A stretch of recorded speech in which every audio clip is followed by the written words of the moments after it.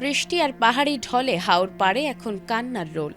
বছরের প্রধান ফসল বোরো ধান ঘরে তোলার আগেই তলিয়ে গেছে বিস্তীর্ণ মাঠ। তবে কেবল ধান নয়, কৃষকের কপালে চিন্তার ভাঁজ ফেলেছে পচে যাওয়া খড়। গবাদি পশুর তীব্র খাদ্য সংকটে দিশেহারা হয়ে অনেক কৃষক এখন বাধ্য হয়ে কম দামে গরু বিক্রি করে দিচ্ছেন। সুনামগঞ্জে গত 10 দিনেরও বেশি সময় ধরে চলা টানা বৃষ্টি আর মেঘলা আবহাওয়ায় জনজীবন বিপর্যস্ত। হাওরের বুক জুড়ে এখন শুধুই পচা ধানের গন্ধ। কৃষকেরা বলছেন ধান যাও কিছুটা রক্ষা করা গেছে, কিন্তু গবাদি পশুর প্রধান খাদ্য খড় পচে নষ্ট হয়ে গেছে পুরোপুরি। দেখার হাওর পাড়ের ইসলামপুর গ্রাম সহ আশপাশের এলাকা ঘুরে দেখা গেছে এক করুণ দৃশ্য। সড়কের উপর দীর্ঘ সারিতে ভেজা ধান ও খড় শুকানোর আপ্রাণ চেষ্টা করছেন কৃষক কৃষানীরা। মাঝে মধ্যে রোদের দেখা মিললেও মুহূর্তেই আকাশ মেঘাচ্ছন্ন হয়ে নামছে বৃষ্টি, ফলে বারবার উল্টে পাল্টে দিয়েও খড় রক্ষা করা যাচ্ছে না। কৃষকেরা জানান অর্ধেক দামে গরু বিক্রি করতে হচ্ছে। খাওয়াবো কি আর বাঁচাবো কিভাবে? সামনে আরো বিপদ। 3টা বেশি লেগেছি আর 3টা রয়েছে। ধান এই তো গরুর দাম না, অর্ধেক কাটাই বেচছি, দাম কম দামে বেচছি। ভাই 2টা গরু বেশি লিছি রে না যাবে ফাইনালি যাও কিটা করব। আবার একটা রয়েছে ভাই, কিন্তু গাছ নাই ভাই, এটাও সামান্য গাছ সীমিত। দাম ফাইনালি লগি আমরা তো না মানুষ বাসাও দেয় গরু বাসাই মুখিলে ওনা যাও আটকা বাক্কা দেয় একটা তুলছি তো গরু খানির লাগে খুব একটা সমস্যার মাঝে।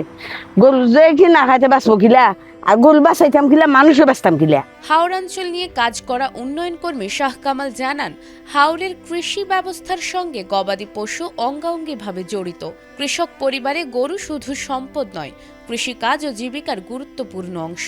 কিন্তু এবারের প্রাকৃতিক দুর্যোগে ধান ও খড় নষ্ট হওয়ায় কৃষকরা দ্বিমুখী আর্থিক সংকটে পড়েছেন। সুনামগঞ্জ জেলা বিএনপির আহ্বায়ক কমিটির সদস্য আকবর আলী জানান গোখাদ্যর তীব্র সংকটের কারণে কৃষকরা বাধ্য হয়ে গরু বিক্রি করছেন। দ্রুত সরকারি সহায়তা না পেলে পরিস্থিতি আরও খারাপ হতে পারে। গোখাদ্য ওনারা আহরণ করে থাকেন, ধান কেটে এই খড় দিয়ে কিন্তু গোখাদ্যের সংস্থান করেন।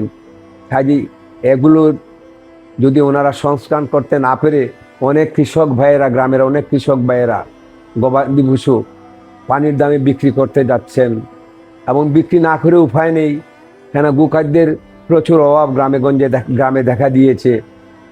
এক তো বাকি ধান শুকানো যাচ্ছে না, পরিশেষে এই ধানের খড় আবার কিভাবে কৃষক ভাইরা শুকাবেন, সেই কথা ভেবেই আজকে আমাদের কৃষক ভাইরা বাজারে পানির দামে গরু বিক্রি করে দিচ্ছেন। তবে জেলা প্রাণী সম্পদ কর্মকর্তা ডক্টর মোহাম্মদ রফিকুল ইসলাম বলেছেন ভিন্ন কথা। তিনি জানান কোরবানির ঈদকে সামনে রেখে জেলার কৃষকেরা প্রায় 50,000 গরু মোটা তাজাকরণে প্রস্তুত করেছিলেন। বর্তমানে অনেকেই বাজার পরিস্থিতির কারণে আগে ভাগেই গরু বিক্রি করছেন। পাশাপাশি প্রাণী সম্পদ বিভাগের পক্ষ থেকে খামারিদের প্রয়োজনীয় পরামর্শ দেওয়া হচ্ছে বলেও জানান তিনি। সুনামগঞ্জ জেলা একটা হাওর বেষ্টিত অঞ্চল। এখানে আমাদের কৃষক বা খামারি ভাইয়েরা আসন্ন ঈদ উল আজহা উপলক্ষে 53,400 একটা গবাদি পশু কোরবানির জন্য প্রস্তুত করেছে। অতিবৃষ্টির কারণে কৃষক কিছু ধানের সাথে খড় শুকাইতে পারছে না। এখন বর্তমানে খড়ের সংকট নাই, আগামীতে খড়ের সংকট দেখা দিবে।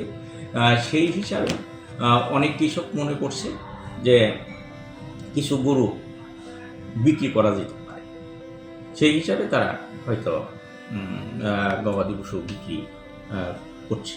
যেহেতু ঈদ আর হইল কিছু আগাম সংকট অনুভব করে, খড়ের খাদ্য সংকট অনুভব করে তারা কিছু গরু বিক্রি। হাওড়াঞ্চলের মানুষের জীবন ও জীবিকার সঙ্গে গবাদি পশুর গভীর সম্পর্ক রয়েছে।